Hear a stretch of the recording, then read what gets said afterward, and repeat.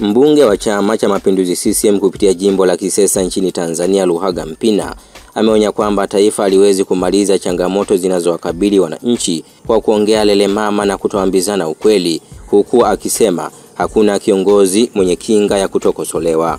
Hata mahali palipoharibika mnapongezana, watu wanatekwa, ninyi mnapongezana. Wananchi wanatekwa, anatekwa mtu wa kwanza, anatekwa wa pili, wa tatu anatekwa, mwananchi wa 80 anatekwa na bado waziri wa mambo ya nchi yuko ofisini, alihoji Mpina. Amesema taifa linawezaje kuwa na waziri anayejulikana halafu anaileta madhara hajulikani? Inawezekanaje kuwa na wizara ya mambo ya ndani ambayo kazi yake ni kushughulika na wahalifu, halafu wahalifu hao wakivalishwa jina wasiojulikana? Ni lazima kama taifa tuwe na hasira na mambo yasiyo ya kawaida. Waliompiga Father Kitima tena kwenye makazi ya maaskofu hadi leo hawajulikani. Halafu waziri yule bado yupo, IGP bado yupo, vyombo vya dola vyote vipo, na wananchi wengine wanaolia kwa ndugu zao kutekwa na kuumizwa, wao wanaendelea kulia. Halafu inafika mahala tunaanza kuzungumza kwa kubembelezana kwa kuhofia watu kupoteza ajira au kutekwa, ameongeza Mpina. Aidha, Luhaga Mpina amesema haiwezekani kuwa na taifa la namna hii na kwamba ni lazima viongozi wanaohusika wajirekebishe au waachie ngazi kama wameshindwa kusimamia mustakabali wa amani ya nchi yetu, huku akionya tabia ya kushabikia mambo mabaya, huku lawama zikiwaangukia wanaolaani visa vya utekaji na watekaji wakiendelea kupongezwa.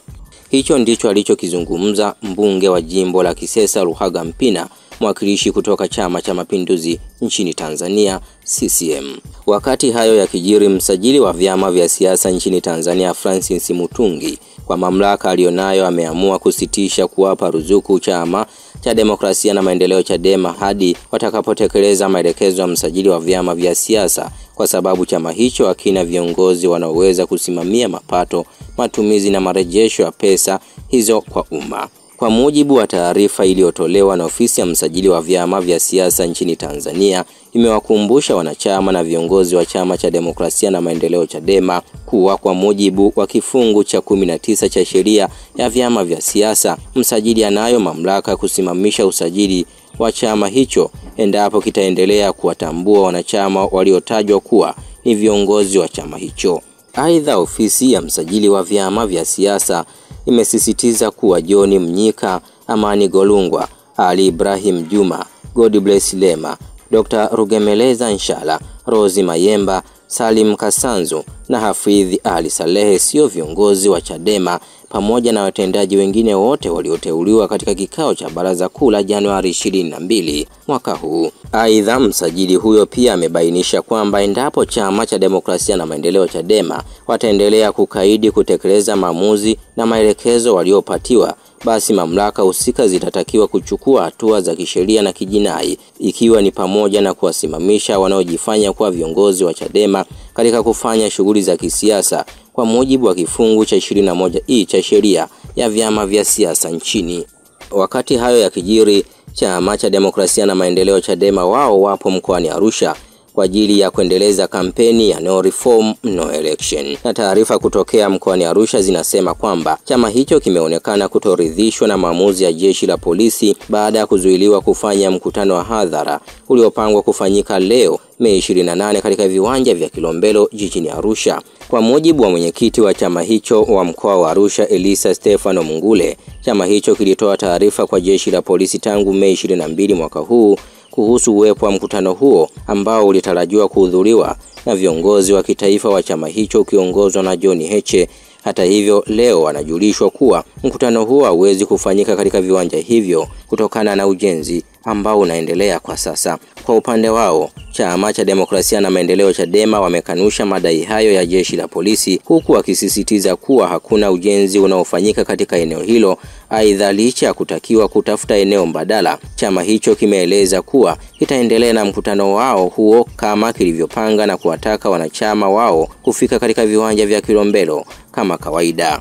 Taarifa nyingine ni kwamba waziri wa maendeleo ya jamii, jinsia, wanawake na makundi maalum Daktari Dorothy Gwajima amesema wizara yake imeshughulikia migogoro ya ndoa 97,234 katika kipindi cha Julai hadi kufikia Aprili 2025 kupitia kitengo cha ustawi wa jamii ngazi ya halmashauri hadi taifa. Dr. Gwajima ametoa takwimu hizo Mei 27 mwaka huu bungeni jijini Dodoma alipokuwa akiwasilisha makadirio ya mapato na matumizi ya wizara yake kwa mwaka wa fedha 2025-26. Pia amesema mashauri 81,820 yalipatiwa ufumbuzi huku mashauri 15,414 yalipelekwa mahakamani kwa hatua zaidi, huku wizara hiyo kwa kushirikiana na wizara za kisekta na wadau imeendelea kuratibu huduma kwa manusura wa vitendo vya ukatili wa kijinsia na ukatili dhidi ya watoto. Katika kipindi cha Julai 2024 hadi Aprili 2025,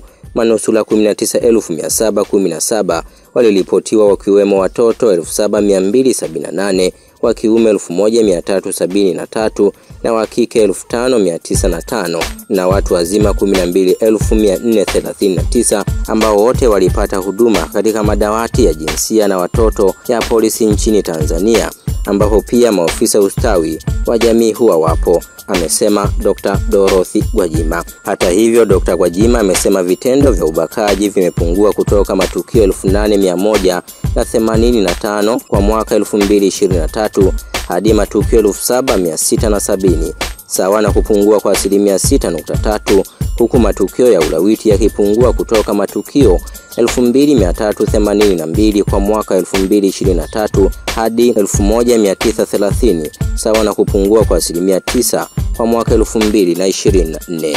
Hii ni Sky4 Media.